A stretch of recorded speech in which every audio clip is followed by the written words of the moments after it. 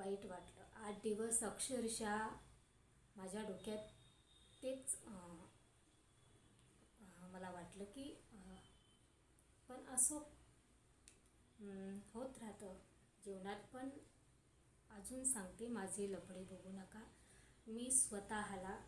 मला स्वतःला माहिती आहे की मी कशी आहे आणि माझं आयुष्य मी कसं हँडल करण्याचा प्रयत्न करत आहे ते मला स्वतःला माहिती आहे. म्हणून अगदी मी कृपा करून तुम्हाला सांगते की तुमचे छान आशीर्वादाची मला गरज आहे.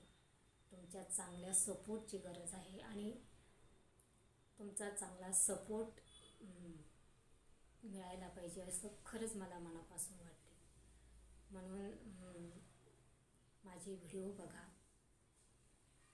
कारण कसं आहे ना मित्रांनो, आता बोलत नाही पण मी इतकी खूप वाईट आहे असं मला स्वतःला तरी वाटत नाही. एक मी सांगू शकते, जास्त काही बोलू शकत नाही पण 2-3 ओळी कवितेतून सांगू शकते मी तुम्हाला की तुम्ही दुधासारखे मी दह्यासारखी, तुम्ही दुधासारखे मी दह्यासारखी, आपण दोघे पांढरे पांढरे पण चव मात्र वेगळी वेगळी, पण चव मात्र वेगळी वेगळी. दुधालाही किंमत आहे, दह्यालाही किंमत आहे, दुधालाही किंमत आहे, दह्यालाही किंमत आहे. असंच आपलं सर्वांचं दुधा आणि दह्याप्रमाणे स्वच्छ आणि निर्मळ आयुष्य आहे. म्हणून सांगते की हे जीवन खूप सुंदर आहे.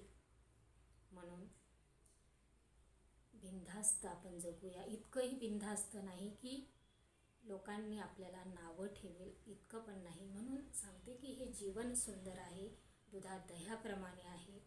म्हणून आपण सगळेजण एकमेकांना समजून घेऊया आणि एकमेकांच्या पाठीशी खंबीरपणे उभे राहूया. नवीन वर्षाच्या पुन्हा एकदा तुम्हाला अगदी मनापासून अगदी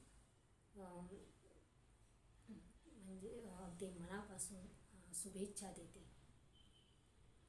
2026 हे नवीन वर्ष अगदी सुखाचे जावो. अगदी सगळ्यांना आयुष्य